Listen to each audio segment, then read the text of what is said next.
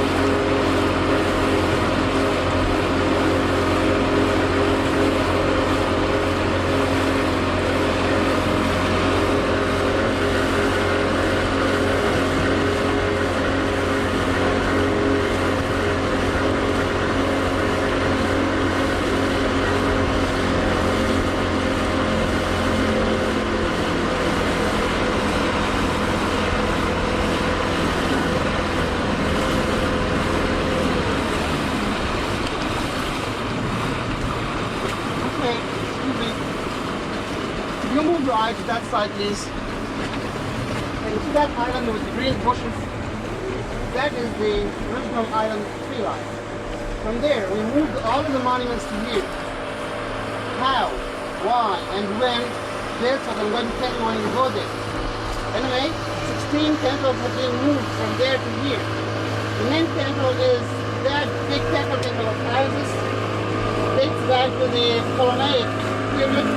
And then you can see the town gateway there, Roman period, and temple of Hathor, the wife of Horus, that small one. And you can see that temple, the unfinished temple. That's why we call it kiosk of Trajan, the Roman emperor named Trajan. And when we go there, we can see the other temple.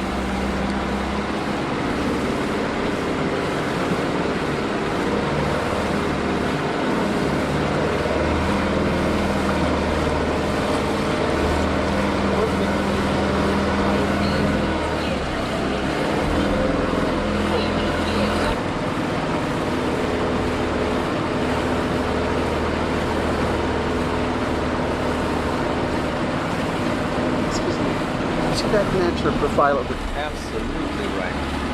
It looks like the Sphinx.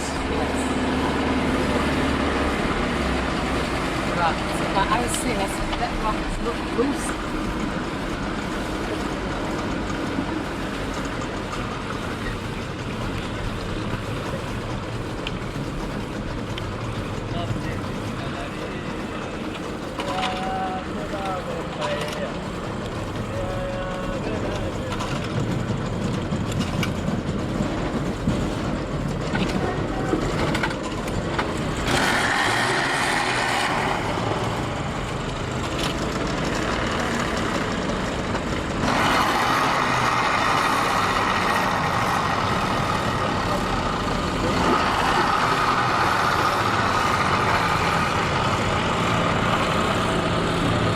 Yes, you shot.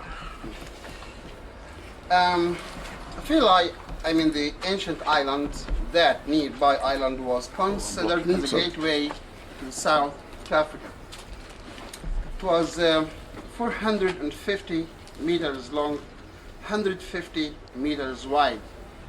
This new site had the same area, almost the same, but it is higher up, something like 12 meters more than the ancient island. Again, back to the names, I said 4 names for each city. The ancient Egyptian name of that island was not like this. It was Pa-U-Lak. We call it Palk. P-A-A-L-K, means the end or limits between the two lands. I mean, if you come from north up to the south, here was the end of the Egyptian border. If you come from south down to the north, here was the end of lower Nubia border. So it was in between, that's why they called it Palk. When the Greeks came, they wanted to make a friendship with the natives, with the Nubians. That's why they gave it a nice name, Philae. Philae in Greek means friendship. When the Romans came, they called it P-Lak, P-E-L-A-K, same meaning. The Arabs came later. We don't have P in Arabic alphabet, we have B for boy. That's why they called it B-Lak, but anyway, the same meaning. The Arabs found the ancient Egyptians planted the island with the vegetations, fruits, vegetables, and date palms. That's why they gave it a very nice name, Pearl of Egypt, Pearl of the Nile, compared to the desert around it. On the ancient island, I said there were 16 temples, date back to the Greco-Roman period. Because of Aswan Dam, the old Aswan Dam, which was built by the British, between 1898 to 1902 and raised up twice more in 1912 and 1934. Since that dam was built, all of the monuments were completely covered with water and mud for 10 months in a year. And the water was as high as that temple. Since the new dam was built, the Nile, I said, dropped. And most of the monuments covered with the water was as high as the columns. For this reason, we have decided to move the monuments from that island to here.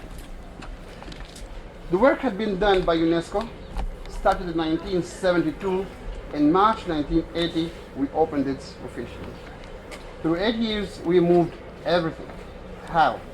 First of all, we made just a covered dam around the island, pumped the water out, numbered the stones, and dismantled them, not like Abu Simbel. Abu Simbel was one single piece of stone cut in the Nubian mountain. To move that, they were obliged to cut the temples into several pieces. Here was something else. We dismantled the stones, transferred them on big barges to here, and rebuilt them again exactly as it was before. More than 45,000 pieces, weighing more or less 1 to 8 tons, be moved to here. When they choose this island, some of the Egyptologists said that the name of this island is Egelica. The other people said it is Aglaska. What does it mean, either Egelica or Aglaska? Honestly, I don't know. But you may ask, what is the real name? This is my original home. I know well the names of my country. I mean, the Nubian names. The first Nubian name is Gelig Nati. Gelig means wolf. Nati means island. It was Wolf Island. I mean, not inhabited. The second Nubian name is Aigigelica, means remember me, don't forget me. Wolf Island, yes. Not inhabited, yes, but please remember me. I think they couldn't pronounce it well. Instead of saying Aigigelica, they said Egelica. And the others said Aglaska. That is the difference between the two names. Again, back to the monuments, I said there are 16. The main temple is that temple of Isis. Dates back to the Ptolemaic period. When I said Ptolemaic, I meant this period always BC. Built by Ptolemy II, whose name is Philadelphus, in 285 BC. Finished by the father of Cleopatra VII. We had 7 Cleopatras. The last one was the famous one. And dedicated to Isis and her son Horus the child. Except Isis, here we have, this is the oldest monument on the island. Porch of Nectanebo, dates back to the last dynasty, built by Nectanebo II and dedicated to Hathor, the wife of Horus. Then we have Eastern Colonnade, Western Colonnade, that's 1st century AD. Then in between this temple and the Colonnade's courtyard, we have small temple of Ar-His-Nefer. Ar-His-Nefer was a local Nubian god called Ar-His-Nefer. The Greeks called him Arisnophis, Ptolemaic period. Then we have a small temple of Imhotep, the one who designed the step pyramid at Saqqara. Have you been there? Yes. After his death, he had been raised to the rank of the gods. They worshipped him, and that's why they built that small temple for him. Dates back to the Ptolemaic period, built by Ptolemy V. We don't forget the Nubian gods, Mandulis, the god of Kalabsha. Also, Mandulis was celebrated here, had a nice temple, but nothing remains now except small limestone, big like this, still there. Then, to the right of Isis, we have Trajan's kiosk, Roman period, 2nd century AD. Temple of Hathor, Ptolemaic period. Behind Isis, we have Temple of Augustus, Roman period. In front of it, small town gateway, Roman period. And to the left of Isis, we have Temple of Horus, means Horus the Great, Ptolemaic period, remains, and Hadrian's Gateway, Roman period. Then we have 3 Nilometers. Do you know the Nilometer? What is a nilometer? Nilometer is, or used to be, a very narrow passage. It goes down to the river Nile. They use it to measure the elevation of the Nile every year and to know how much the farmer pay for taxes. If more water means more flood, means more silt, you can grow more crops, you have to pay more taxes. If less means less. If it was like this, I don't mind. But we can understand what a bad trick done by the high priest to deceive the Egyptian farmers, when we know we have 2 different kinds of Nilometers. We have a real one and a false one. If the temple very close to the river Nile, like here, Elephantine Island, Komombo Temple, Karnak, and Luxor, all of them are real. But suppose the temple is very far from the river Nile, like Temple of Horus at Edfu, where we go, that's the false one. But anyway, they built it to get the money from the farmers. Even they deceived the kings. How? When we go to Komombo, I'm going to explain to you that. In the 1st century AD, what we call Byzantine period, the beginning of the real Christianity in Egypt, and we have 2 Roman periods, the first and second. The first started from 30 BC till the end of the 5th century AD, and then from 5th century till 640 AD, that's the second Roman period. In the first Roman period, the Roman emperors just worshipped, adopted, and celebrated the gods and goddesses, the Egyptian gods and goddesses. Did the same custom and tradition. Even they dressed the same Egyptian dress to be a pharaoh. But from the beginning of the 5th century AD, they were against that religion. That's why they defaced the figures of the temple. You can see the walls chipped out. And converted this temple into a Coptic church. When we go inside, we can see Coptic crosses on the columns and the Coptic altar inside the hypostyle hall. This is just a general idea about the history of Philae and its splendid temples. Before we go there, I'd like to mention something more about that rocky island that's called Bija. There. Bija was very, very sacred island. Why? You may know something about that nice drama, nice legend of Osiris, Isis, and their bad brother whose name is Seth. You know that? Okay. Yeah. Okay. The legend said that the body of Osiris buried here in his abaton, sarcophagus. That's why Isis had to come, the head in Abydos, of course. That's why the Isis had to come here every 10 days to visit the tomb of her husband Osiris. That's why the people had to come here to Philae, once a year to visit the tomb of Osiris and to stay with Isis for 10 days as a pilgrims. And when we go to Edfu, Temple of Horus, you can see the details of that nice drama is written on the outside wall of Temple of Horus. And the great fight between Seth, the bad, and Horus, the good, and who's going to win. What I want to say is, in the fight, Horus lost his left eye. The people loved him very much, and they were behind him to protect him, support him, to encourage him. And they got the eye of Horus, mummified that eye, and used it as amulets. That's why, until now, the Greek and the Egyptians will still believe in this eye. It's called Ojat Eye, or Eye of Horus. We have the left hand stands upright, with the eye.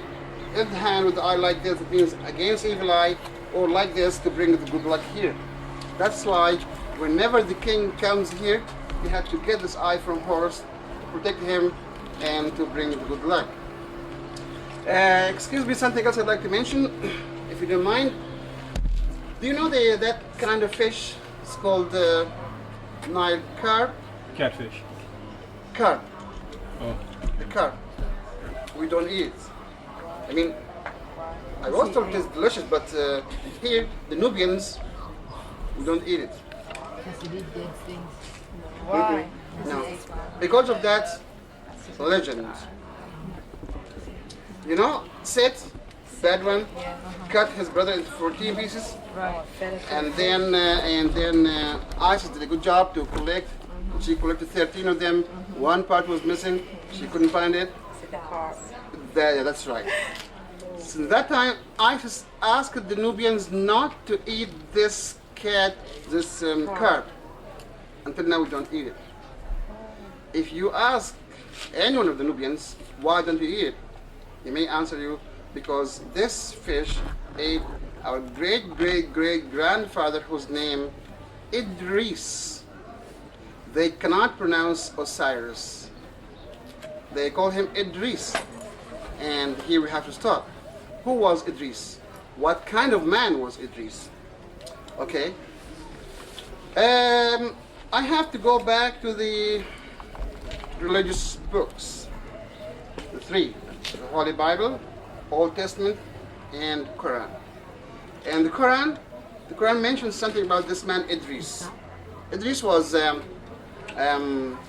first prophet, and he lived for a long time in Egypt, and the people loved him very much, and the people also loved him very much. His wife also was a good wife, and then he taught the Egyptian people all about the religious theories, about the resurrection day and everything, all about this information.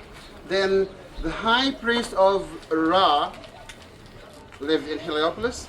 He was very upset and he wanted to get rid of him or to kill him.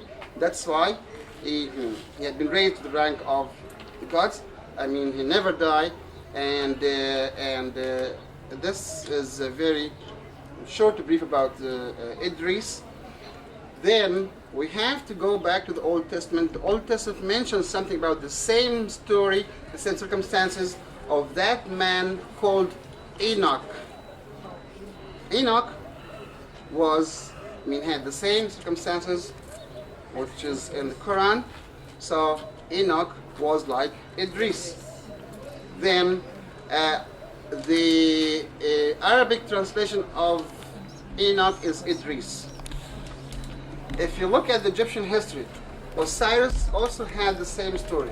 Never died, and he was the god of the underworld. And don't forget, Osiris had 7 names. One of these names was Enoch.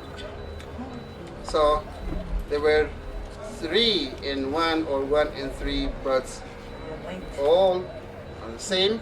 And that's why I think this legend becomes true now, not legend. Okay? Can Anyway. Can I ask you one question? This video. You are a Nubian. I am a Nubian. Could you give a little bit of the chronology or genealogy of the Egyptian people so that people will know that you represent the real Egyptian people and not the indigenous people who are here? Even though they are Egyptians, they are the children of invaders who came later. Okay. I tell you, till the Middle Kingdom, the Egyptian border was not here. It was exactly at some small village called Jebel El Silsila. And we can see that Jebel El Silsila on the way to Edfu.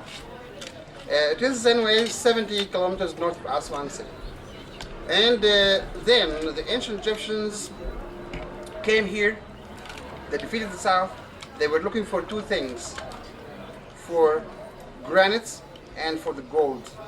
They got the granites from Aswan quarters and the gold from Nubia.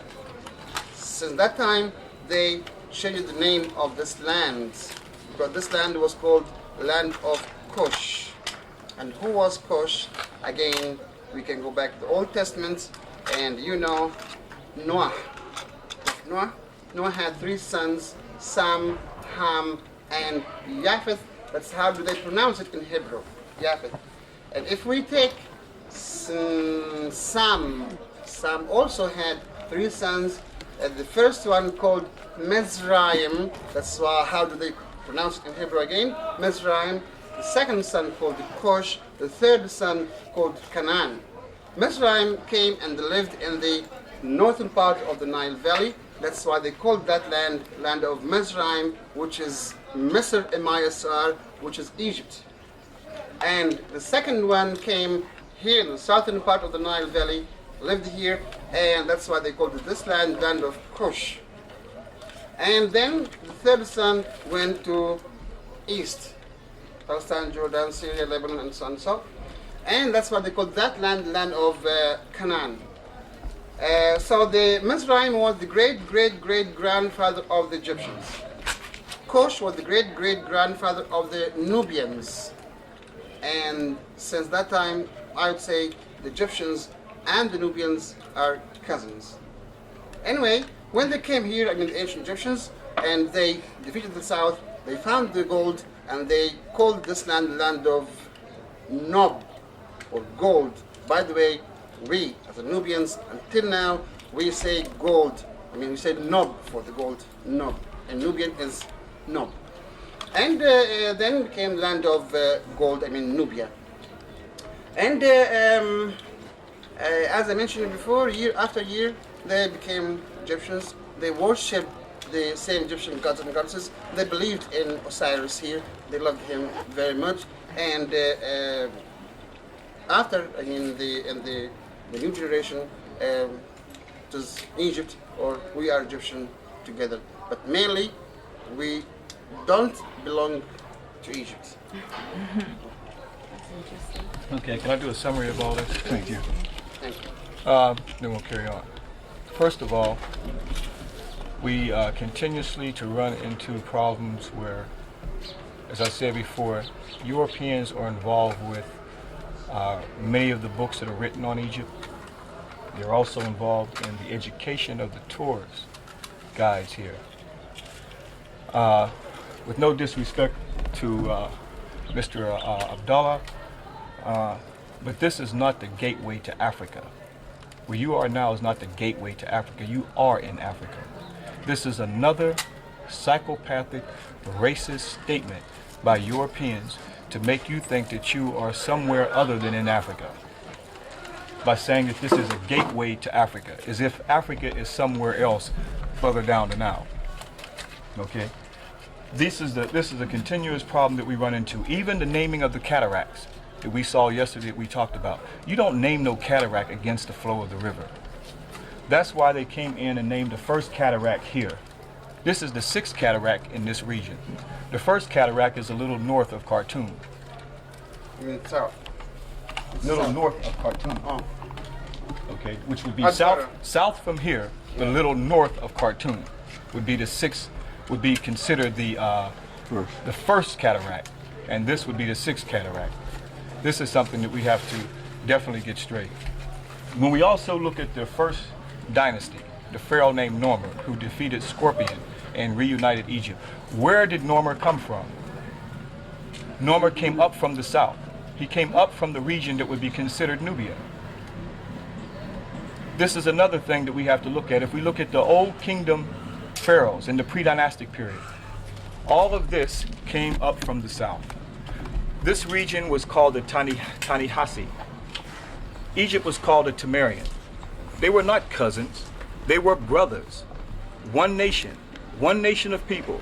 That's no different from the Kikuyu and the Maasai. Not two separate distinct nations. The culture is the same because, yes, Nubia was the mother. As we repeatedly said, the oldest kingdom found in Nubia was Tasseti, going back over 26,000 years. It's in the area of Kustul.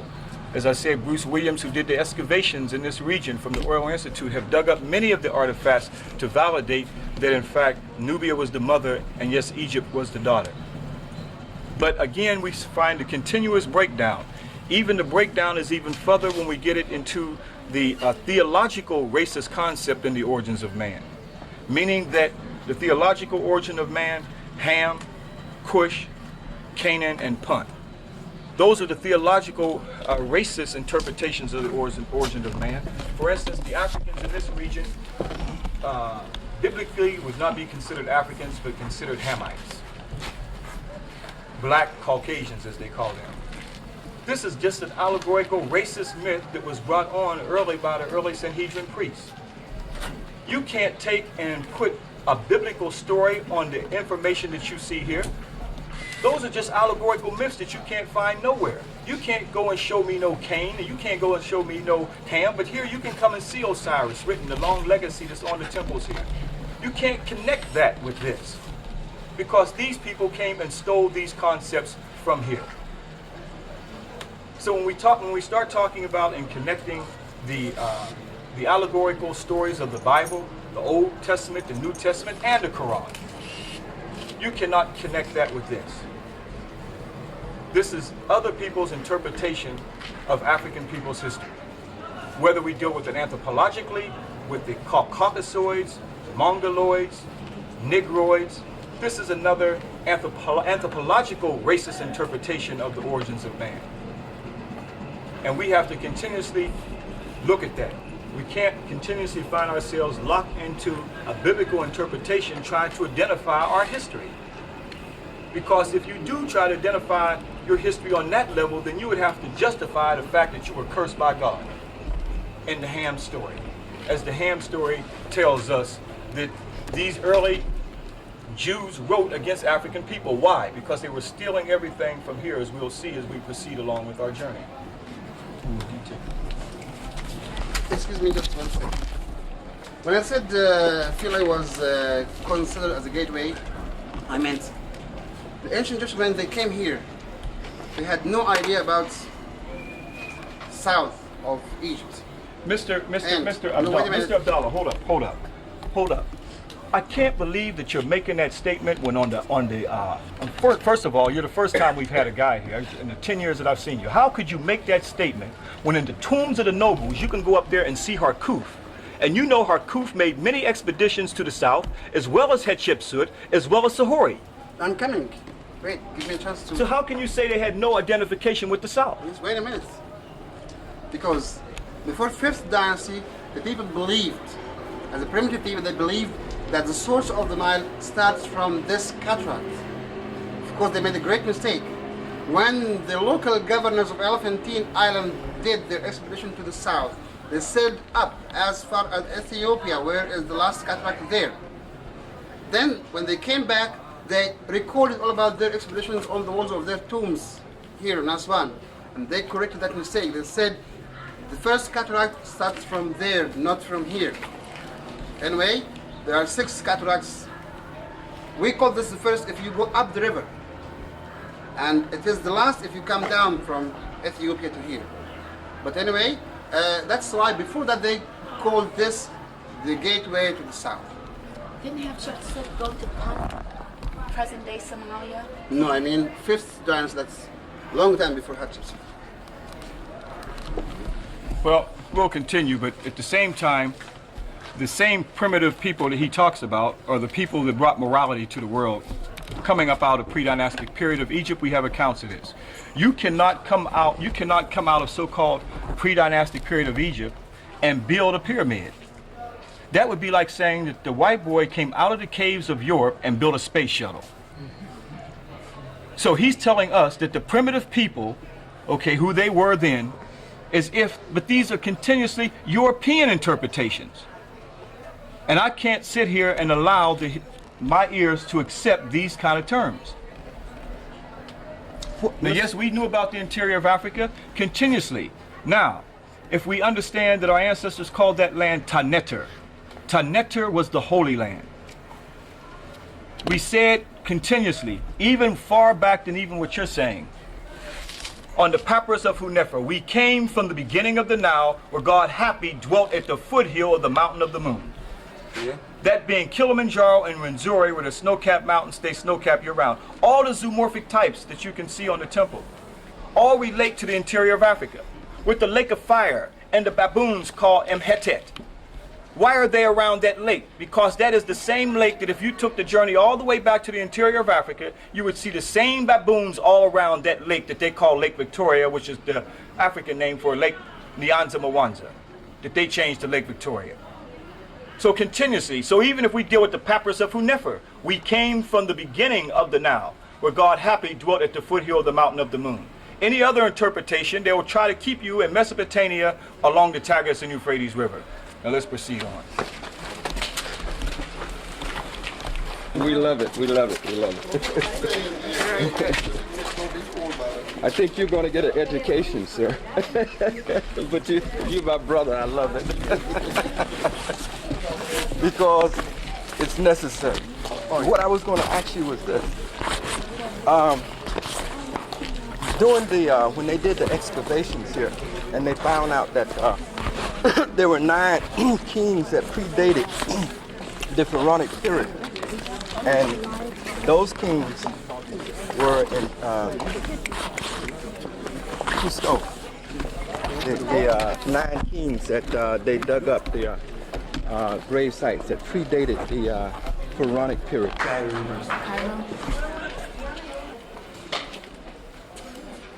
Excuse me. One day was a big large door was stood here, and you can see the hinge still there. So the door used to come this way to that big lock. And that's why you couldn't find any reliefs on this side, because this was beyond the door. Just you can see this French graffiti. In the Mamluk period, some of the French soldiers of Napoleon, they came from the pyramids as far as here, and they wrote this graffiti in French. But here we can see this high reliefs telling us that's the king holding his candlelight and making the offerings to Isis. What I want to say is, it's very strange to find this here. If you look at the name of this king, we can understand something very interesting. I said this temple dates back to the Ptolemaic period, was built by Ptolemy II, whose name Philadelphus, in 285 BC. But if we look at the name here, it is Ka Keber Rey. Ka Keber Rey, that was Nectanebo II. His full name is written there, 2 cartouches. And who was Ka Keber Rey? That was the king who had built that oldest monument we've been there. So that man wanted to build this temple for Isis and didn't finish. He just built this gateway and never finished this temple. Because on the rest of the pylon you can see the names of Ptolemy II and the father of Cleopatra. But here on this gateway you can see the names of that king Nectanebo II. So it doesn't belong to the Ptolemaic period. I mean, just this gateway. Okay? Here you can see the open courtyard behind the pylon. Can we go to the shed there?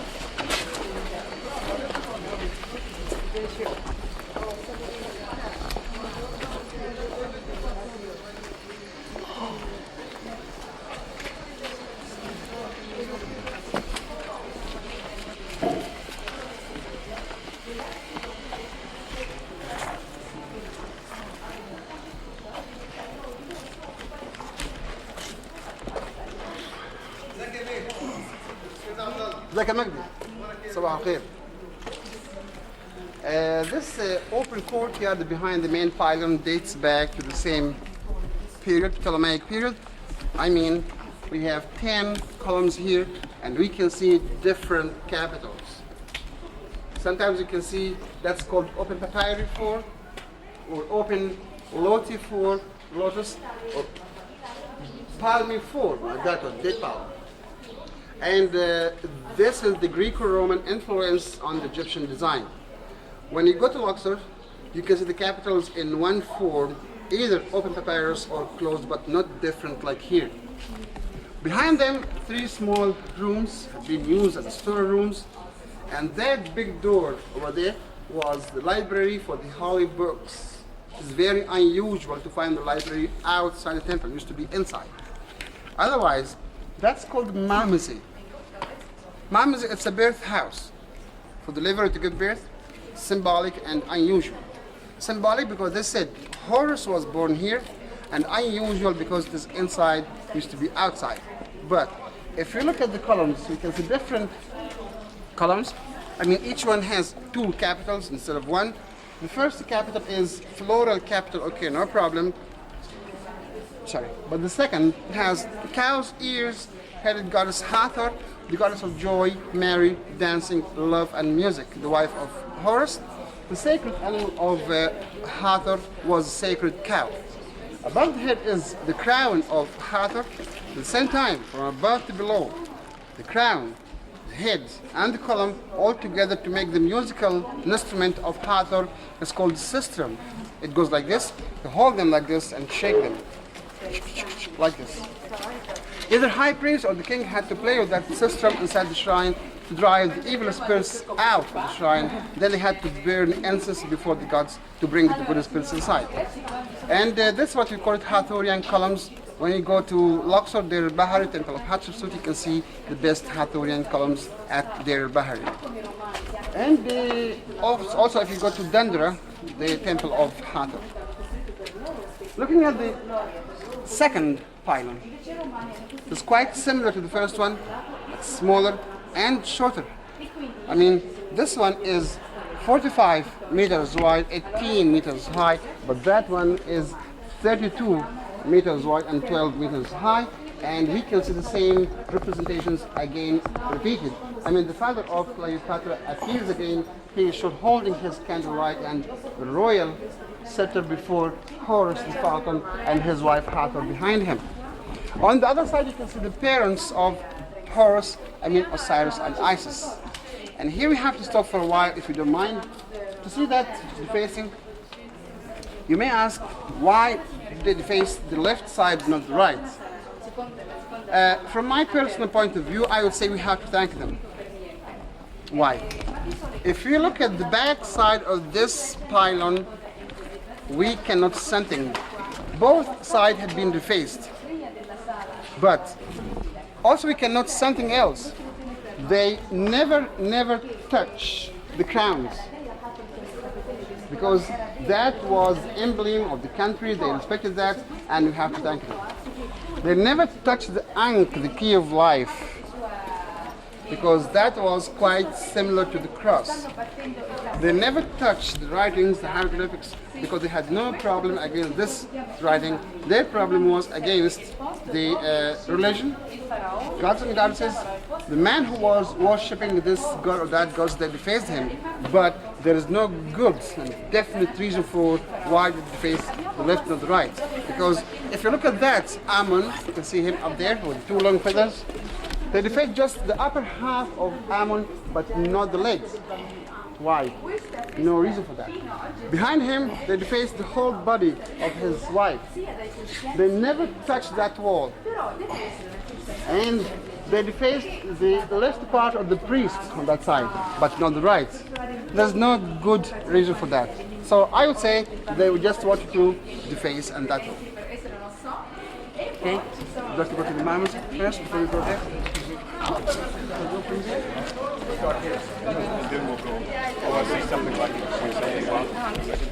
Right here, you see the first concept of baptism. As we see Tahuti, known as Thoth, also Hermes Trismegistus in Greece, and we see Horus baptizing. The whole concept of baptism already taking place. Another thing I want to point out here is you see in the corner there, Isis there, lactating or breastfeeding the child Horus. You see her up there in the corner? Also chiseled out. But here we come back here and we see carved in stone the first mother and child, going back over 4,100 years BC, predating Mary and Jesus. But as he mentioned, why did they chisel out? Why did they chisel out Isis? Can we have a representation of maybe why they chiseled out Isis? No, this is why Isis was chiseled out. because they couldn't stand the fact that she was, in fact, the first African Madonna and child. The first goddess, 4,000, excuse me, this is a private group. This is the first concept of the mother and child known in history. Even right here, when you turn this around and see right in this temple where they plagiarized it, where it says right here, reverence for the Egyptian goddess Isis and her son Horus, shown at left, or meaning you're right. And the Egyptian statue of the Ptolemaic period was easily converted to veneration of Mary and Jesus. Easily converted to veneration to Mary and Jesus. The 4th century fresco at far left of the Madonna and Child adorned in the Coptic monastery. Copied, that's why that one had to be chiseled out, because this was the origin of it all right here. Take a good look at her and you see yourself. So many of us are trapped in the Eurocentric version of Christianity, where we are bowing down to Michelangelo's uncle, who he used to paint Jesus from black to white. And that's why you see continuously, you see again over here, Isis, again chiseled out. She's chiseled out here because it was the African goddess, and they were at this point right here in this temple, they were changing it. Justinian, who came right here in this temple and shut it down. 535 AD. At this was the pivotal point where they were changing the African spiritual concepts into the European religion. Did you hear what I said? African spiritual concepts to European religion. Religion, the deification of themselves. Spirituality being in one with everything, the universe. Not only that, over here,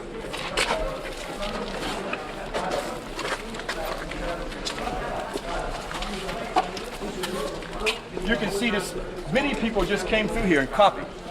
As you see the Ark of Amun-Ra. It was the portable god house, even at OPEC festival, that they took into warfare, like Thutmose III, who took the portable god house of Amun-Ra. But we find in the Old Testament where they took the portable god house of Jehovah when they went into war or battle, because it was a symbolic that God was always with them. But you can see where they came right back to Africa and copied from the 16 priests of Kari and turned it into the 16 Levite priests. But maybe the technology have gotten us here too fast to understand what we're actually looking at here. Carved in stone, where people came in and looked at the temple and wrote books and then sold them to the world. After conquering them, they had to control their mind and their spirit. And then many of these temples were buried in sand for ages, and the world never knew where they copied it from. Now we'll go to that museum.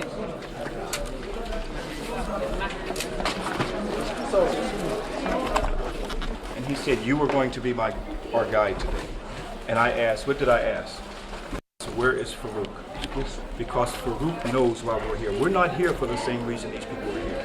Farouk has been with us for years. He knows that we are here, why we are here. Farouk knows the history. He knows it because Dr. Ben taught him. Taught him well. Okay. And I knew that I had not seen you, and I knew we may have some problems. But I feel I feel personally that you give an excellent history, an excellent interpretation. I really like the fact that how you gave the interpretation of why they chiseled out and left the crowns. But there are other interpretations. I know it's not your fault, but it's been brought down through this system, in the educational system, by way of Europeans. Yeah. Okay, who this whole thing was dug out by tourism and is controlled for the most part by Europeans. You see, I myself may say something unconsciously, but I try to be conscious as much as I can when interpreting our African ancestral history, and I may have to be corrected at the same time by someone in here. So it's nothing against you, it's just the training that we have gone through, and the victimization of our Holocaust, of our story, which is told endlessly on these temples, and is not told correctly, because if it was told correctly, you wouldn't have these people coming here, and there would be no money for tourism. Did you finish? May I say something? Sure. Okay. First, all of us, we are looking for one thing, for the facts. So I love this this way, discussion. From the discussion we can make knowledge. It's not a problem. You said it's a problem. No, it's not. No problem between me and you. No, at all. Yeah. No problem. But I love the discussion. Right. Yeah. And from this discussion, we can make knowledge. Right. And bond and grow. Yeah. So, from this point of view, may I ask you a question? You show us this nice photograph of ISIS. This is it. Okay. And you mentioned something. You said ISIS, the African goddess. May I ask, how do you know she was African, or why do you call her African goddess? Okay, first of all, how do I know that she's African? I can look at her and see that she's African. Because of the color? First of all, not only the color, there's no one prototype, first of all, that defines an African facial characteristic, hair, and so forth. You go throughout the Nile Valley and see various facial characteristics. But the time period, first of all, where we are. We are, first of all, in Africa. That's right. One. Yeah. Okay, that's the number one. Yeah. These temples are built in Africa. During the time of the history of ISIS, there was no Europe. Yeah. Okay? That's The right. history that was told here was strictly an indigenous history that came up out of the Nile Valley. It did not come from Europe. It did not come from Mesopotamia.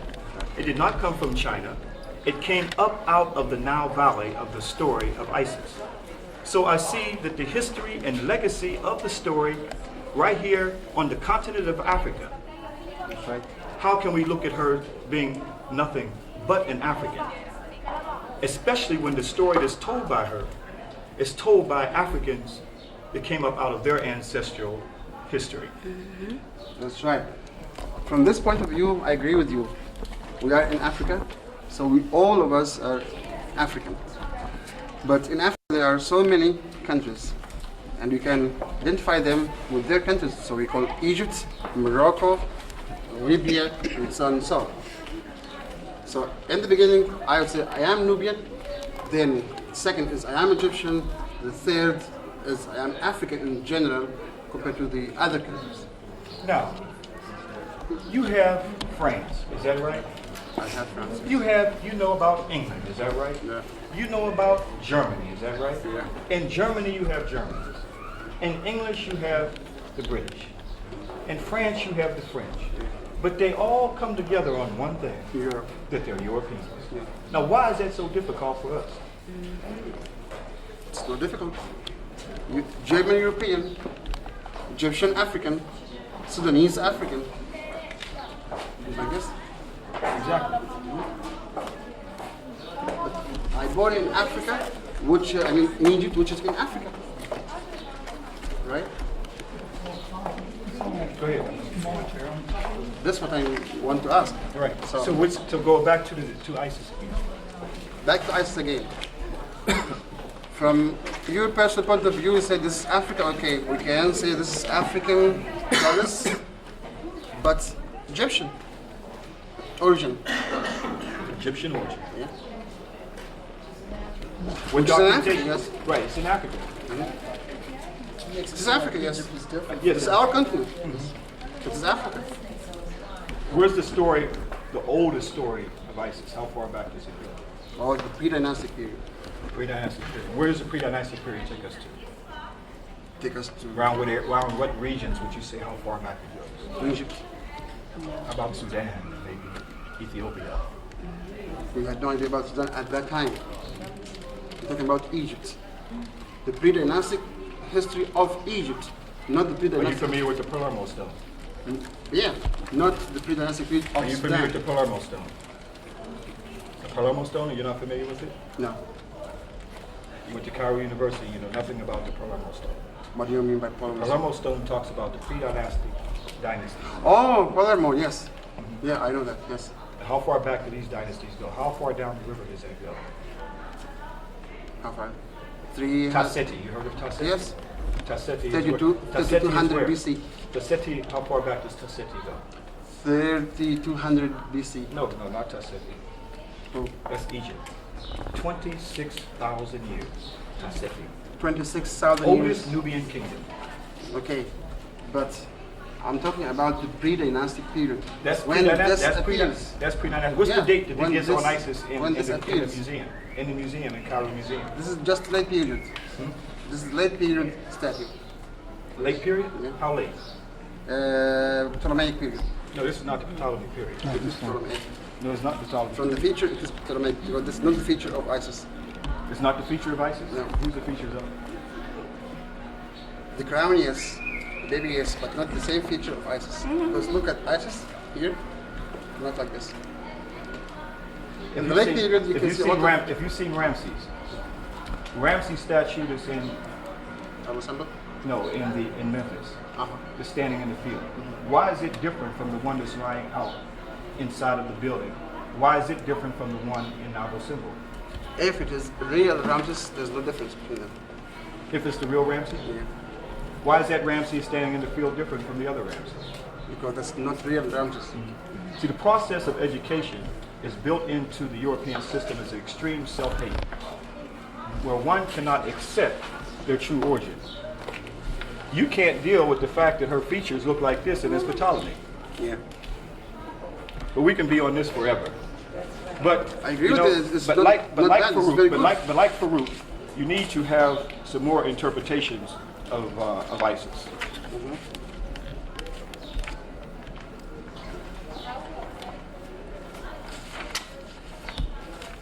But before we get into this, let's go back here. Oh, yeah. We need him back.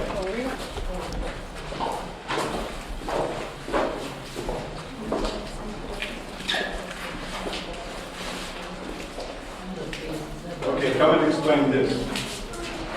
Would you like to talk about this? Isis. What's going on here? Okay, but I mean, look at your photo and look at the face of this Isis. Deal with the story of Isis. Okay.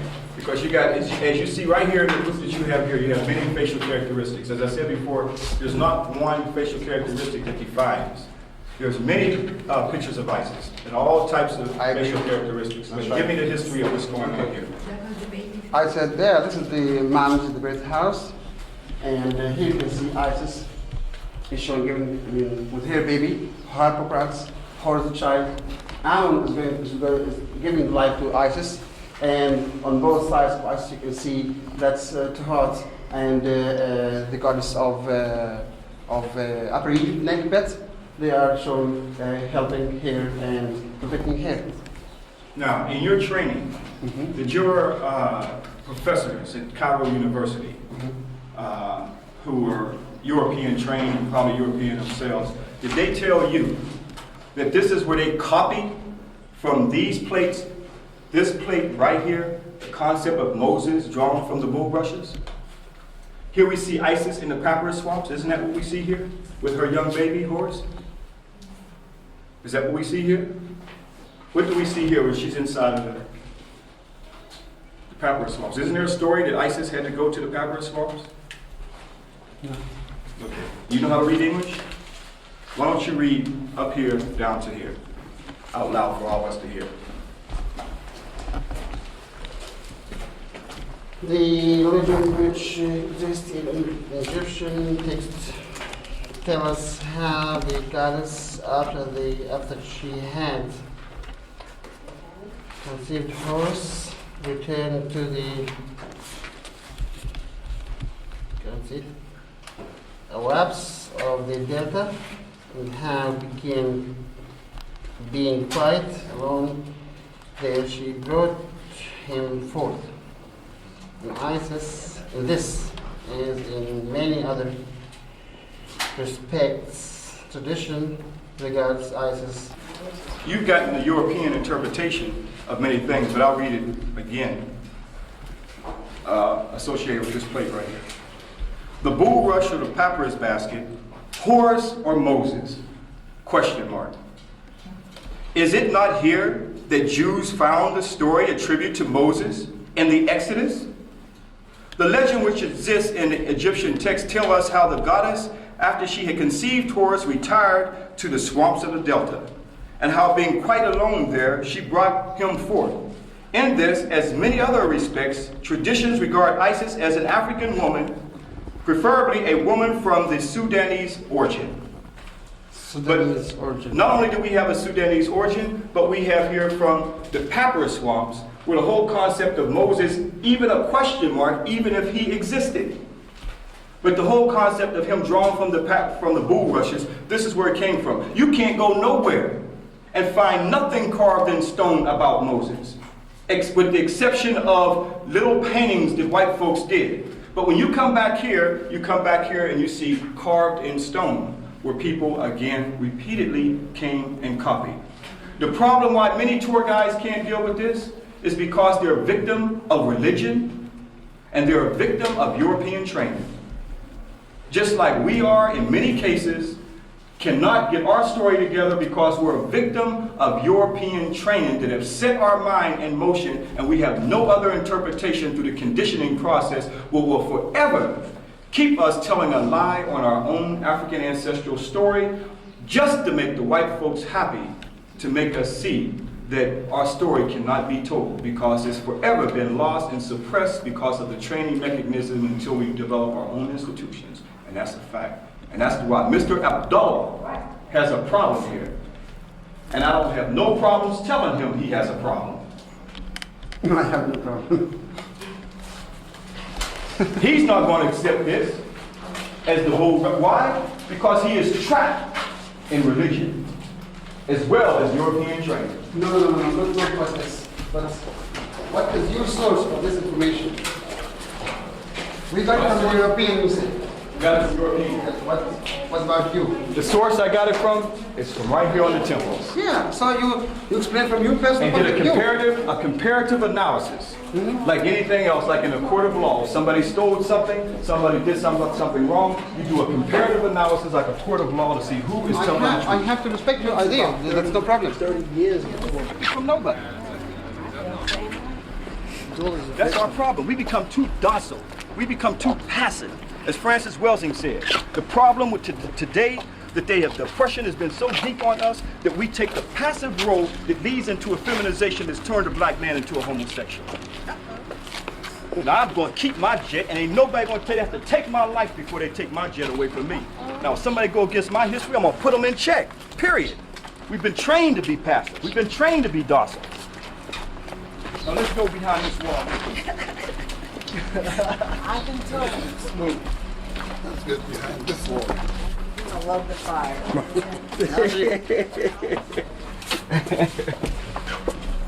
Now, I'm going to explain a few things, and then you can have your sites that you want to do, but I'm going to do this one here.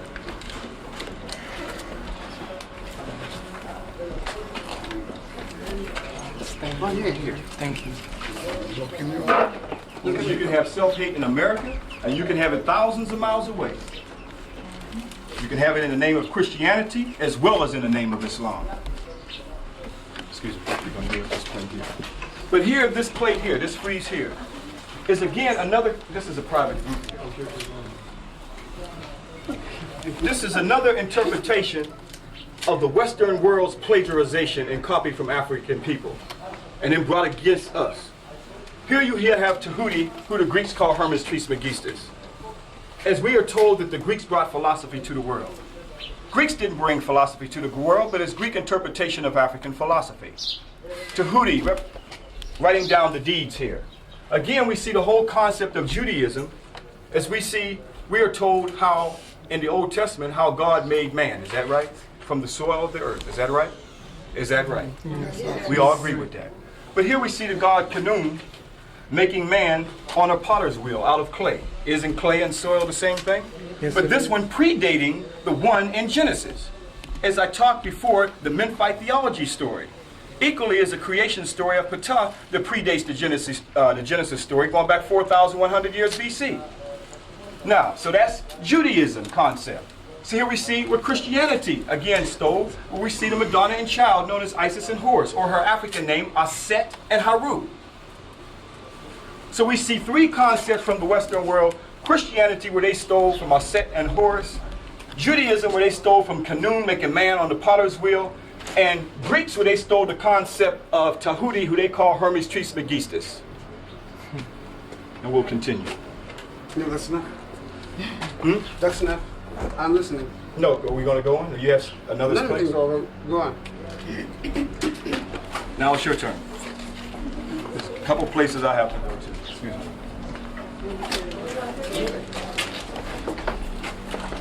place we don't go into the temples are the holies of holies. We respect the holies of holies, just like our ancestors did. Today we'll go into a church and we'll respect everything about that church. We don't desecrate anything. But yet how can we come back here and say that we believe what our ancestors did, but we don't respect what they did in their day? So what does it mean? So in order for us to grab some kind of spirituality about why we're here and what we are doing, at least we should try to respect the sacred places of the temple as they did. And the most sacred place is the holies of the holies. It's all the way in back of the temple. You can always tell when you go up a ramp. That's the place we don't go into.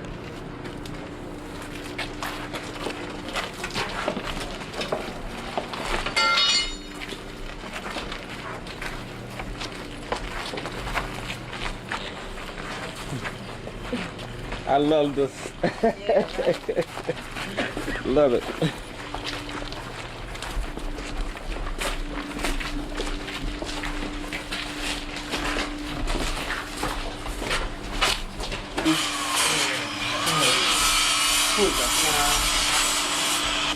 Shukran. Here is the Hadrian's gateway.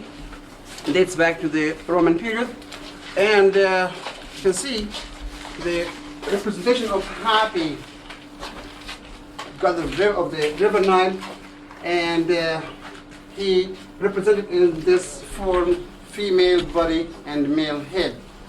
And behind Happy is shown pouring the water from two vases to the Nile Valley, the porches of Delta, and above that you can see human-headed bird, the soul of Osiris, who was worshipped by Isis and her sister Nephthys behind here.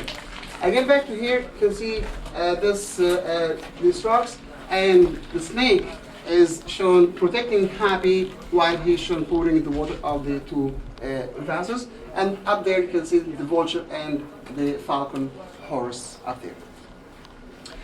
How do they move Osiris? There you can see Osiris is shown inside his sarcophagus, carried by the crocodile, the sacred crocodile Sobek, and in front of them you can see Isis, and that was under the protection of the moon and the sun, then the stars in between them. Yes, Mr. Ashraf. Oh, that's okay.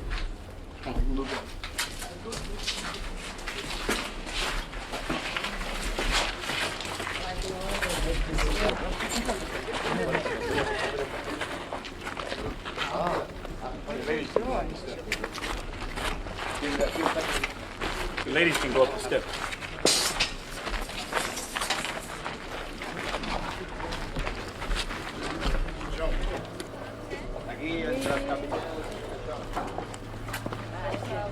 Okay.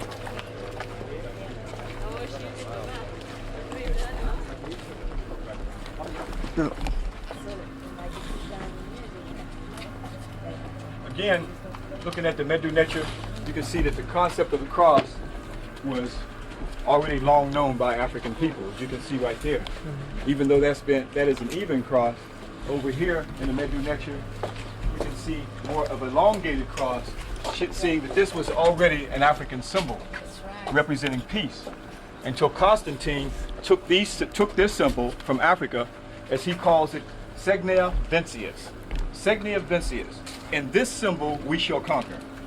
But originally the symbol represented peace. So again we see both crosses, the cross that the Coptics took and the cross that later Constantine took. We still see it carved in Medu Neter, which is an ancient symbol. And yes, we see the symbol for life, which is the Ankh also. But our ancestors, where can we find the most purest form of life? Where? If they used that symbol for life, as we know our ancestors knew the body, we did surgery, we knew the anatomy of the body and so forth. So they look for the most pure form of life. We see, why is she holding the loop? Why is the loop always gripped? Because in here is why. The womb, the baby, the child. The new life that'll come. The Immaculate Conception was simply that the coming together of Osiris and Isis, being that there are two spiritually clean people, that they would produce new life. Right here we see that Now look at the uterus very closely, and what do you see? Oh, the resemblance. Huh? Yes. See, we're still locked. Yes. Can't see where the whole true concept came from. So where is the most purest form of life? Inside of the woman. And that's why you've got to have the fire like a volcano, because if you don't, you won't get it. Right. Now who would like to hold this for me as I take my pictures? I'll hold. Preferably a woman. Love it, love it, love it.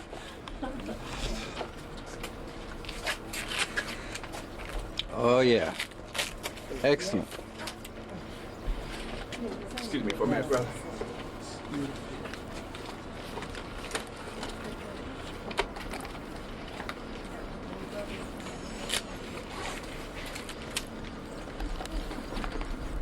Excuse me a minute, brother.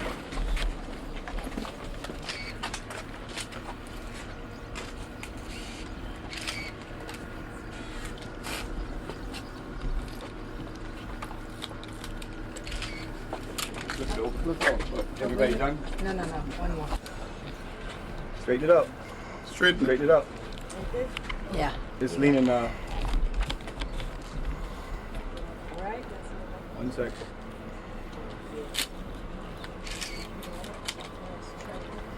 You got it, man?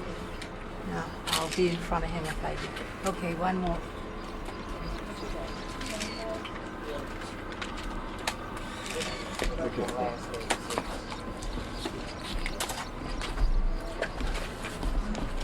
You have any problems with that? No, this is very good.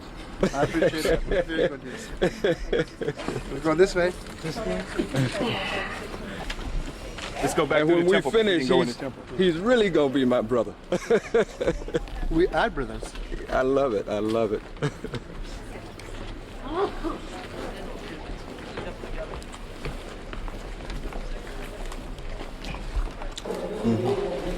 Now it hurts, but what did they say? We don't care. Because we live in Africa, we know Africa, we are Africans.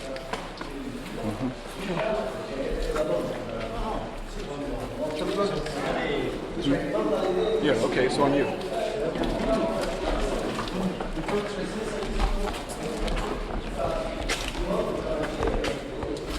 Okay, brothers and sisters, you mind if I say that? Excellent. Holy family. Holy family. Holy family. This is the main temple of Isis, and what they call it hypostyle hall. Again, it's a Greek name. It means big hall containing massive columns supporting roof. It's called hypostyle hall. But this is the main temple of Isis, and in 552 AD, this temple had been converted into a Coptic church by the Roman Emperor Justinian. But the natives, the Nubians, refused to leave their own religion, the religion of Osiris. That's why in 557 AD, the emperor had given an orders for all the pagan Egyptian temples to be closed. And you can see the Coptic crosses on the columns and the Coptic altar on the right side of this hypostyle hall. That's a great witness.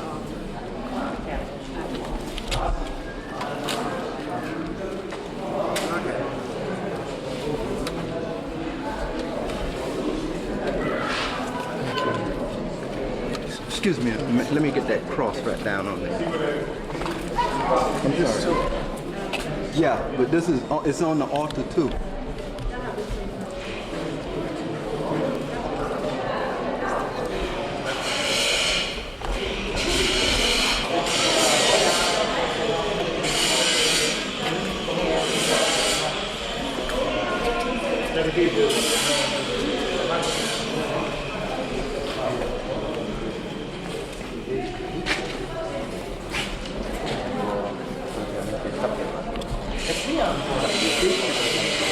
Ecco, guardate signori, vedi, c'è questa corona, già qui Roma,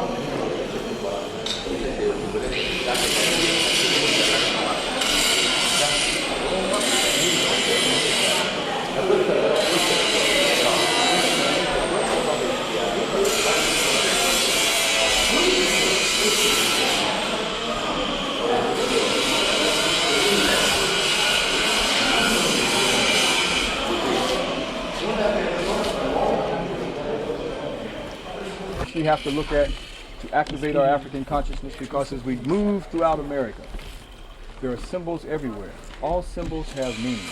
All symbols tell a story. For instance, when you look at a cross, as you saw it in America, even though you look at the symbol tells you a whole story. Is that right? When we look to the temples here, you'll notice that no matter, when you go into the temple, you'll see the snake going up the pole. Do you see it? Yes. Now you can see where the caduceus, the medical association symbol, came from. Because in all the temples you had to go into, it was a concept of rising up for the sunam banam, which was symbolic of the immortality of the soul. And the wings, again, representing spiritual consciousness. Isn't it the same thing, as I said before, that Masons have stolen from us in their own secret societies that African people already knew about? Where you see rising up to the God consciousness, which they even say right here, Rosicrucians cosmoconception. May their efforts be crowned with success and speed the day when modern science shall be spiritualized. Modern science shall be spiritualized. And conduct its investigations of matter from the standpoint of spirit. For then, and not until then, will we arrive at a true knowledge of the world. African people were already there. They came out of the caves and didn't understand nothing about spiritual nature. And that's why you have the same symbol here as you see right here on the temples. And now all this science is locked up in the secret societies. The Masons, the Eastern Stars, the Elks, and so forth. But they tell us they got 33 degrees. Still in frozen knowledge, because it's 360 degrees of knowledge that makes the whole story.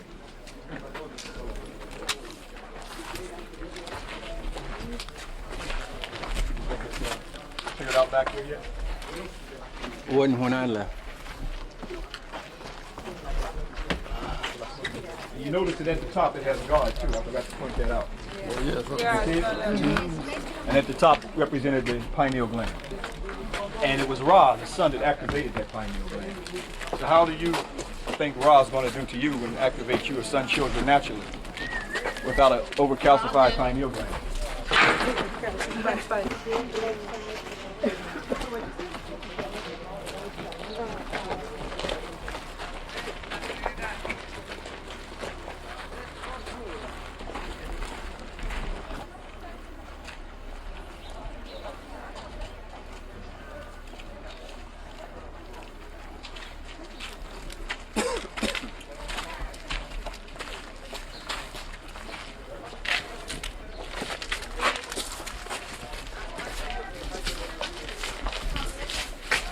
Now, this is the same thing. This is on all temples, right? Yeah. All temples. We're coming into our guide. I do want to take the pictures inside. We got it. Got you.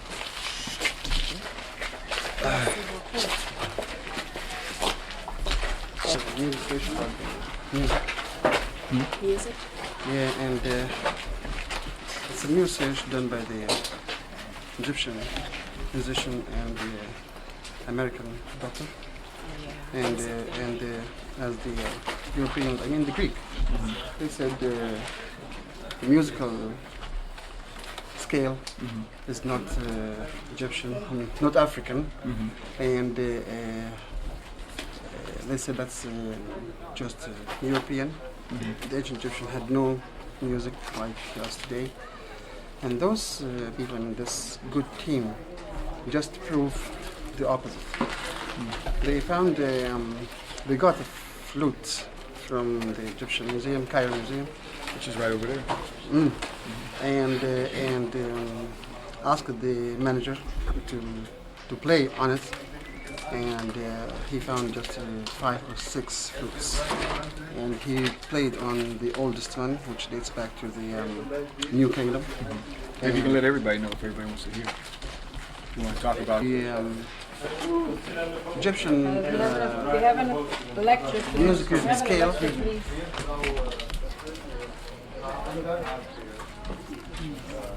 When he played on that, he proved that the same musical scale of the ancient Egyptian is the same what we are using today.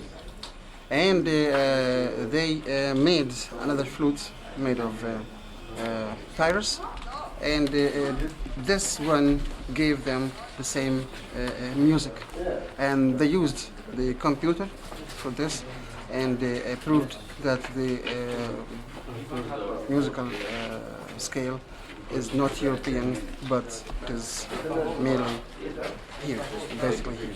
To show you how things are coming full circle, I'm in healthcare, and we're now using what we call music therapy with our children, the patients that we have, with our adults, people that are addicted to drugs.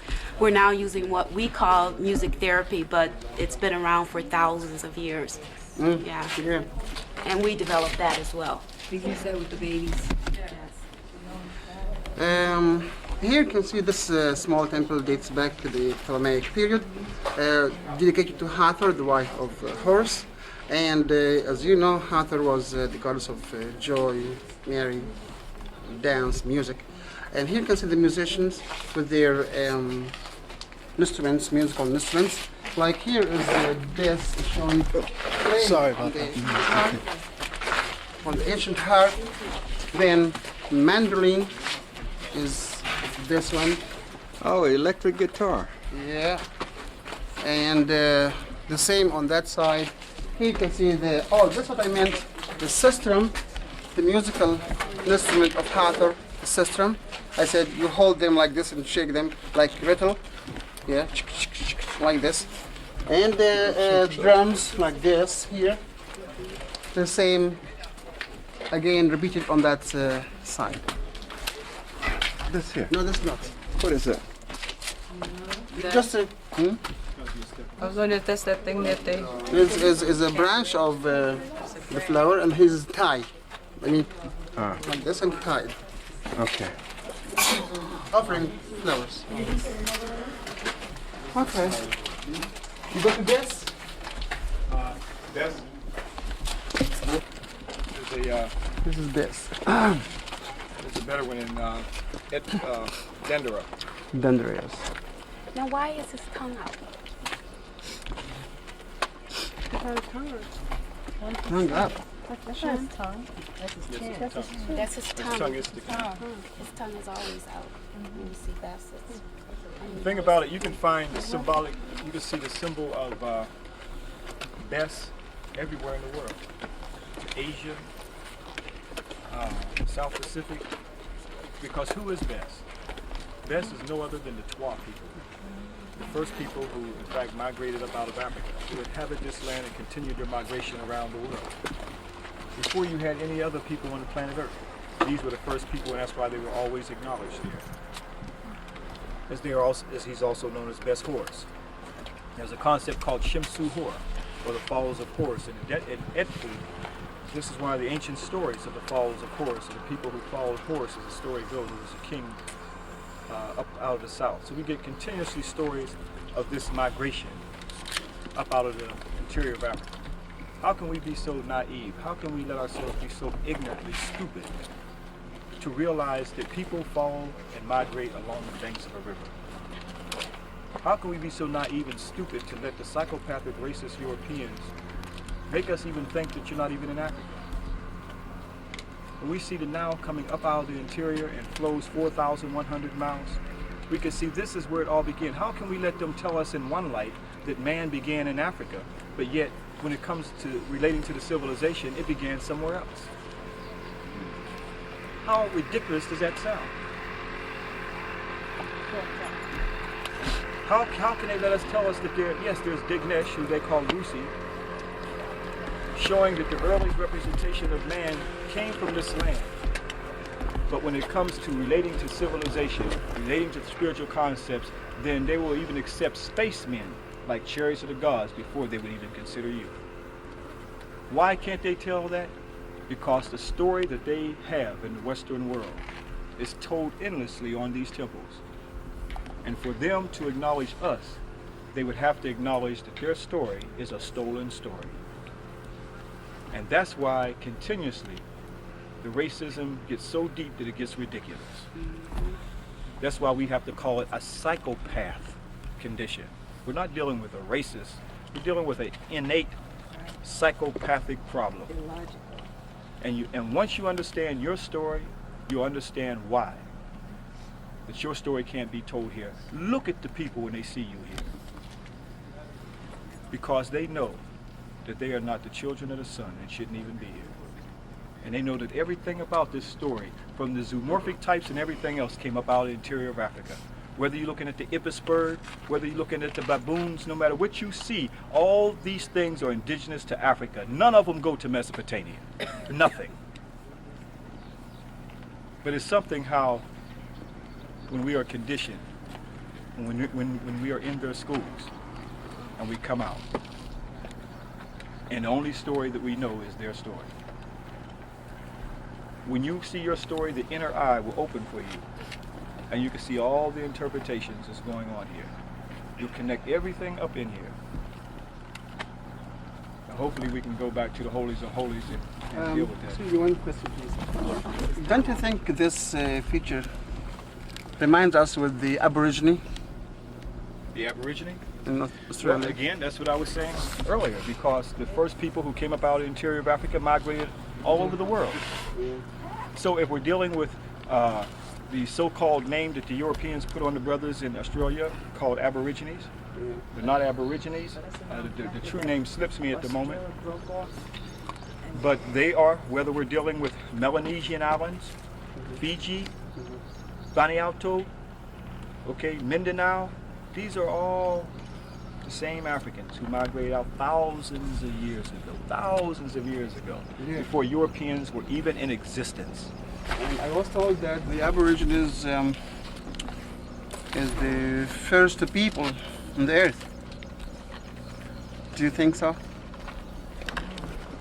Black people were the first people on the earth. The people who they call Aborigines in Australia are part of the migrations who came there.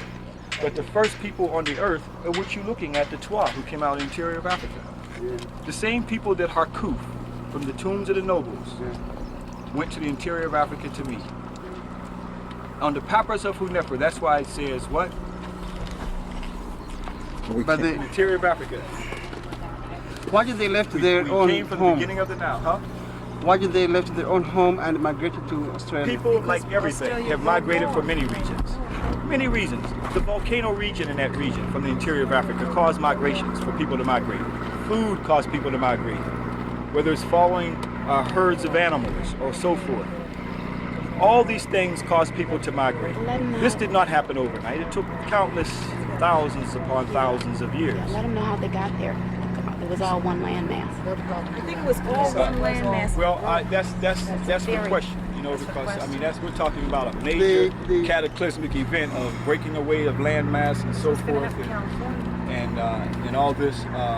But I think that a lot of those string of islands that you see everywhere, even as you see the Earth as it is now, it's possible for Africans to migrate. How do we find the brothers in Fiji who are still excellent navigators who are still looking at the stars? And there was a documentation on that. So they can go from one place to another, from one place to another. So I personally don't take the view that it was all one landmass and then it split up and that's how we got, we're talking about a major cataclysmic event. But I do believe that many of those string of islands, some of those islands were connected at one time, just like you see the Strait of Gibraltar and so forth. There was a little bit of landmass. It doesn't take much if we were all here and we were the only people on the planet Earth, and we're looking over there and we can't get over there to those rocks over there. See, I mean that's how ignorant they make us seem as Africans. As though we were on the west coast of Africa and we just looked at the water and didn't, dare to venture. The question which is confusing me, why don't we help those people? Excuse me? Why don't we help those people? I mean, the Aboriginal or Well, I think this is what this is all about. We need to help each other because we are all in a bad situation. You're in a bad situation here in Nubia, as well as we're in a bad situation. Africa's in a bad situation in diaspora all over. So if Europe can have the NATO alliance, and we can have the African alliance. If they can have the North American alliance to bring them together as Europe and so forth, and now you have the what Bush is calling the New World Order. The New World Order, which is really to order us out. we should have a order to order African people to come together in unity. That's what's going to cause help. Okay, that's what's going to cause us to take in, to deal with the control of the history in this area. We are not so serious in this. No.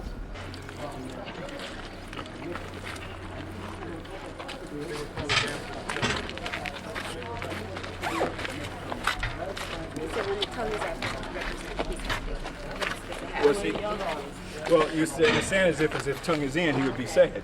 But he's called, his symbol represents happy. See, so if the Nile was called happy and he was called happy, the tongue out, he's happy. Happy also denotes what? Being happy, which also means happy. People who are called happy as well. See, the Nile, the ancient name for the Nile is happy. That's the name of the Nile. I know, but I'm wondering why the tongue means that. I left it in. Where? Can we go to The same, the people you see in town are not the same people who make the town. where are we going? Is he there? The guy? Right there. Oh, I thought he was from. There he is right there. We're going this way.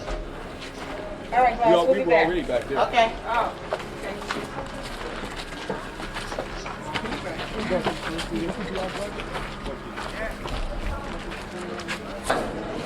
And this main one dedicated to Isis and her son, Horus the child. It was a very dark room, and the common people were not allowed to go here unless the high priest and the king. Hello. On the walls, telling us all about the death of Osiris, his mummification, his burial, and then his resurrection again. As you know, it is a kind of mythology, and here you can see how they describe the resurrection of Osiris. You can see Osiris is shown coming from the underworld in his mummified form and holding his wasp, the side of stability, protected by his faithful wife Isis, and she got the two wings of the sacred vulture to protect her husband Osiris from his bad brother Seth. This is what we are going to see when we go inside there. Yes, we can go. You going to talk about it or not? You going to talk about it?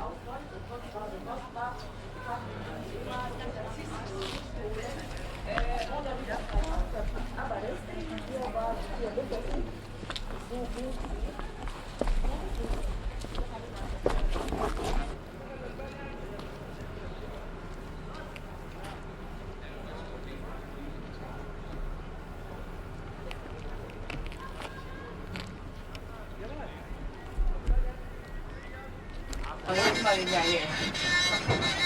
Oh, oh. You got this money yet?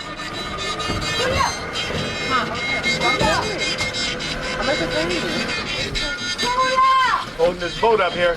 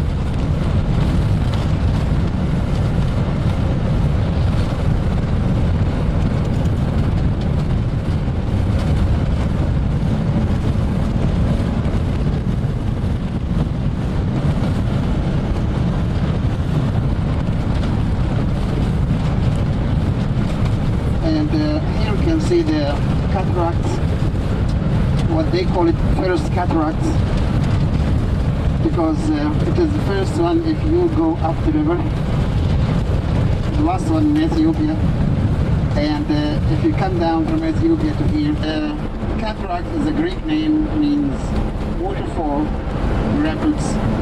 When I said cataract, I meant lots of rose granite rocks in the river Nile. It looks like cataracts or waterfall when they open the gates of this dam. The water comes from above to below on the rocks, exactly like waterfall. And you may ask how the ships will cross this dam. We have 3 locks for the ships, and we can see them down there.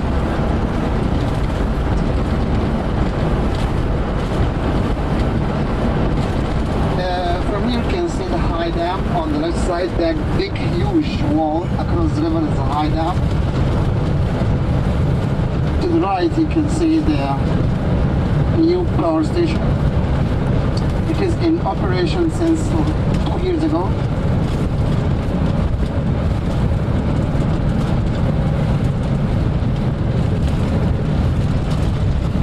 There are books in America. Are you a savage? Well, if you don't accept the term, them calling you savage, why should you accept the term of the Middle East?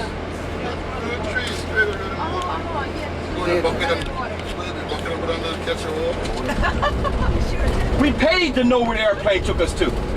Where? No, we paid too much money to come here for somebody to tell us that we are somewhere where we know we're not. This is your opinion. The same confusion that they have you in. We might as well be in China if that's the case. We're in China, y'all. We're going to see the Great Wall. It's right up here. I told you, you're in China. And the Great Wall is right up here. This ain't nothing to lose. China. And I told you, don't you think anything different. Far East. That's China. No, this is China right here. And I don't want you to think anything different than that. And that's the Great Wall. You see it up there? Yeah.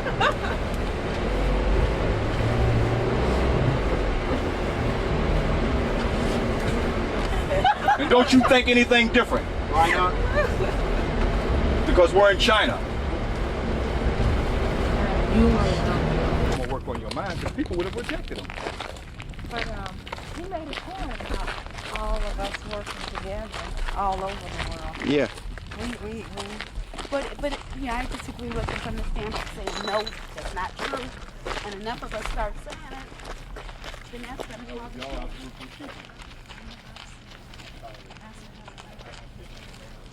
No, keep saying things. No. Because nobody says Shisha. I don't know what that is, girl. Well, some of them smoke tobacco. It is tobacco. It's tobacco. Shisha. It's tobacco. It's shisha. It's like a filter.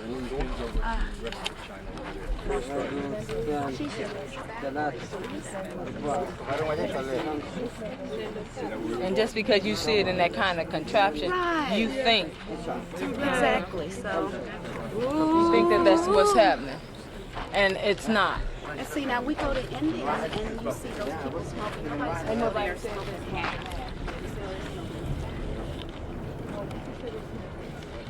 Some of them do, but not all of them. Not everyone you see is smoking hash. He's smoking tobacco. Not here. I understand what you're saying, but most times when people see someone there, Gotta be more flexible than that. I can generalize and say every time I see a black person, then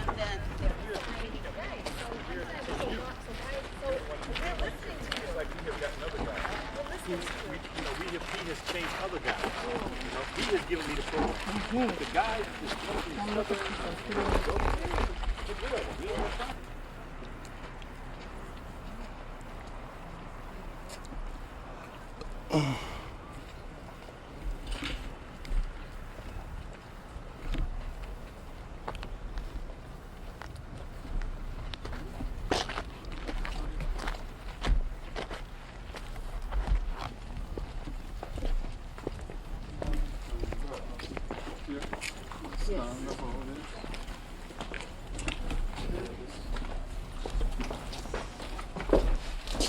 Medical symbol again. Let's show. Kwesi. Get it. Oh, this Kwesi is the medical symbol again. Right. He's not gonna be. Is he gonna be talking to us, or are you gonna be talking? He's supposed to be coming. He's already No, he ain't coming. He's not coming. He He said ain't coming. He said you got it. What man? You got it. It seems like if he's afraid to speak out too in front of these white people.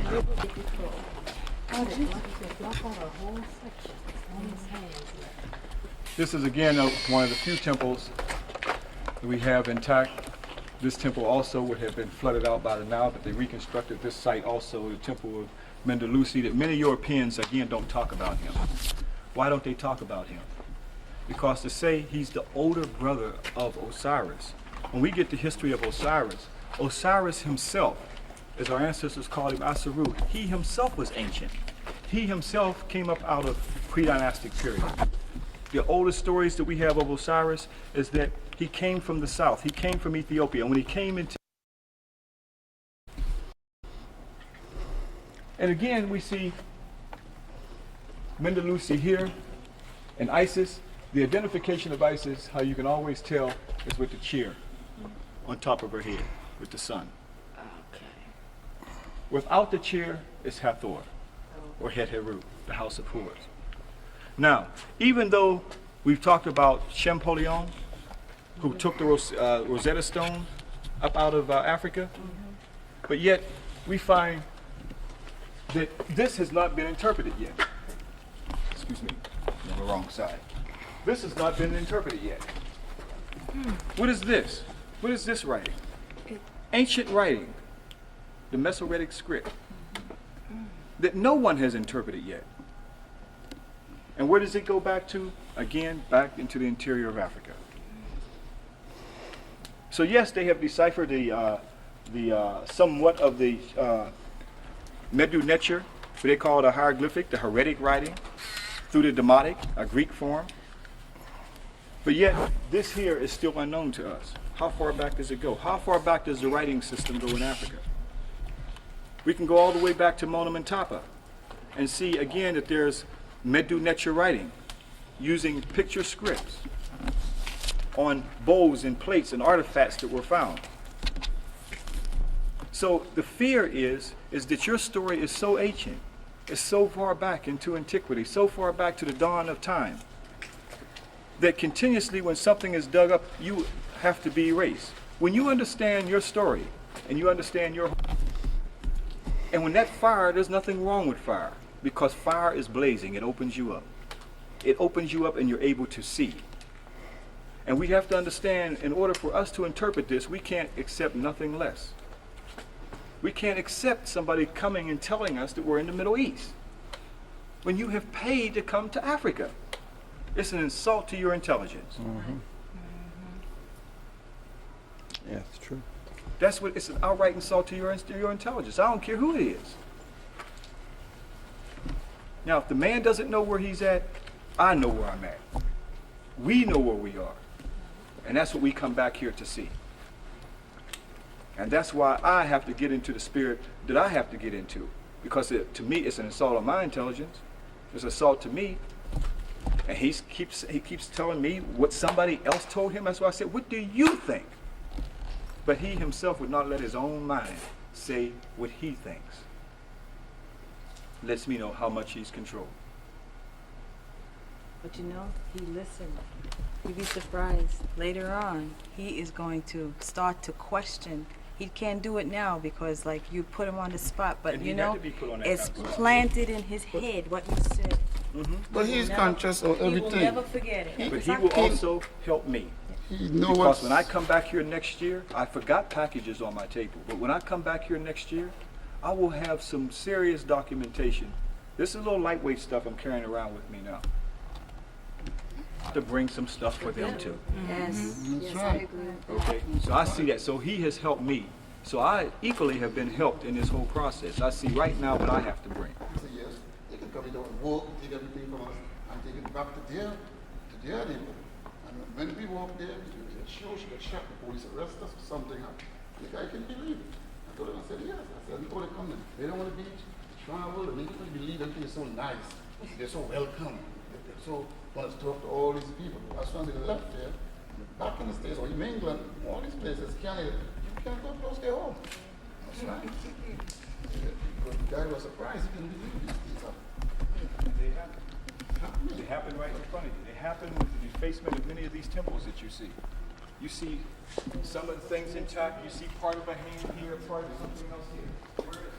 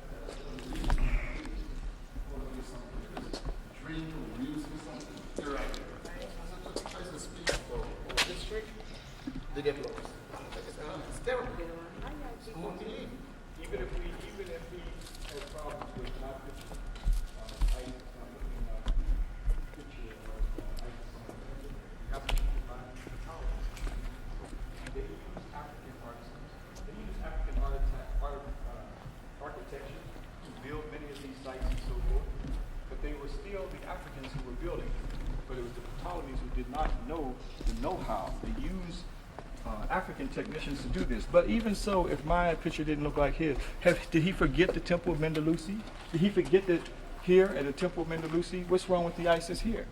If mine didn't look like his, why couldn't he say, oh, but maybe the one at Mendelusi's temple, it looks like her? Huh? Right. And even though I told him there's no one, yes, it's true, there's no one prototype that defines an African facial characteristic, African hair. I've traveled throughout the African continent. There is no, you see brothers who are blacker than 150 million midnights who got straight hair and real fine features. To make the darkest one of us look like light skin next to him. Okay? And even though we got caramel brown and teasing tan, still these are the colors of African people. But that was an African goddess that I took in the Cairo Museum. That the whole story of her, the indigenous story, goes back to here. But yet, I was told that that's not African. See, you were getting set up for something. And I knew you were getting set up for something because I knew when he said, this is the gateway to Africa. I knew we were ready for war. I don't know if you knew, but I knew we were going to have an interesting afternoon. And that's why the gateway to Africa, that Isis was not African. Because the beginning of his conversation validated his point. So when we got into it, I knew that he knew it wasn't African because he said this was the gateway. And that he was equally going to tell you that Africans had no he didn't call the brothers here Africans. The Egyptians had no contact, as he called them Egyptians, had no contact with inner Africa. But he didn't know that we knew about the tombs of the nobles. He didn't know that we knew about Harku. He didn't know that we knew about Hatshepsut, making her journey into the interior of Africa. He didn't know that we knew about Sahori. So he was shocked with a body of knowledge at that. He didn't know that we knew even about the papyrus of Hunefer. We came from the beginning of the Nile, where God happily dwelt at the foothill, the mountain of the moon. So his mind was scattered, trying to reconstruct, grabbing for something. Which way will I come now? I knew what was happening in his head. And from that point, it's like a computer. The brain is a computer. It was a European computer in his brain. It was pulling for European sources, computing, because that's all that was computed in, was European sources. And his European mind was grabbing to pull in the European force. I knew, even though I was looking at a black man, I knew that his brain computer, what was coming at me. It's already programmed. Mine is set. And if this is the war that's going to be, and they say before two tanks start on the opposite side for warfare, it doesn't start there. The psychological war starts first, right here. And if you don't have the psychological warfare together, if you lost at that point, what's the use for a battlefield? Save your energy, you have lost. Ancient Ethiopia, there's still a lot there. We talked about Tinseli and Jer. There's still a lot there when one guy tried to tell us about the horses and we had to deal with him. We came with the Hyksos. Step by step, we've been knocking down blocks and we're moving forward. He had to submit too to African knowledge. And the chariot. And the chariot. The caduceus, the medical association symbol, we're going to continuously see this throughout the temples as we go. But as many as the Europeans came in here, the Coptics and so forth, as Justinian and others came in, they were destroying. What were they destroying? The African spirituality. So the symbol of the Medu Neter of the cross takes on the form of the European interpretation, so they brand this now on the temple for the European control. So not only do you see the elongated cross, but you equally see the Coptic cross, even though both of them, as you saw in the Medu Neter writing, were originally African symbols. The cross, a symbol for peace, as well as we see the one that the Coptics use too. But the Europeans have control. It's another interpretation now. Segnia Vincius, in this symbol we shall conquer. That's Constantine, but we're not taught to read the history of the Europeans' Christianity coming at us. Only that this is the word of God. And that God sent it express mail by our slave masters. But see, we can't think like that because you'll be struck down by lightning. Fear, trapped again. Trapped by fear. As the Honorable Marcus Garvey said, only fit for a child. Our ancestors said, fear is the worst sin on the planet Earth. So again, you continuously see that Coptics coming in, taking over the temples. But the story, even though it's been, we see Isis at the top again, the Holy Child again, the Madonna figures. But we'll take our pictures. But even though we see it carved in stone, is the enslavement that deep that when we go back home that we say, Mama, Baba, cousin, uncle, friends, relatives. I saw this carved in stone that predated Mary and Jesus, right in Africa. But I saw also it was chiseled out by Justinian and others, because now they're taking over our African religion and calling it European, calling it Mary and Jesus. I read the plate that you saw from the Ptolemaic period. Did everyone see that? No. They said it was easily converted to veneration. Oh, yeah. Easily. This is Europeans, and this is European writing I'm reading from. Easily converted to Mary and Jesus. Why was it easily converted? What made it easy to convert it? That's where it came from. It's right there. They copied it. Easily converted. But the story is right below. The story is here as it's told over and over and over again. But here we see what's interesting, that Mendelusi now takes the form of the Ba. The Ba, the soul. This is one of the first forms that we have of Osiris's brother taking the form of the soul. As we see Mendelusi right here in the form of the human soul. Isn't it the same kind of soul concept that we get in European religion? Yes, there's a dove ascending. There's a dove, a bird, or even an angel that you saw on those stained glass windows that you never saw yourself ascending or descending, ascending to heaven or going to hell. No, there weren't any black people as the angels, but you had little white angels all over the stained glass windows. Now, I know I got to relate the ancient history with the contemporary stuff that we are victimized by. I can't separate them. Or what this will be is a bunch of mysticism. And we will try to hide our own history. So I have to connect the past and the present in order for us to go into the future. So that's why I continuously connect you to what we came out of, what we know, our present, and also our past, to know that this was all here. Again, you see continuously everything was chiseled out. Did Africans chisel it out? No. Who chiseled it out? Europeans chiseled it out. Because it's changing from our story to his story. A big difference. So, is there a hell? Was there a hell? In the African concept, on the judgment scene, the heart was judged with that of the feather of my eye.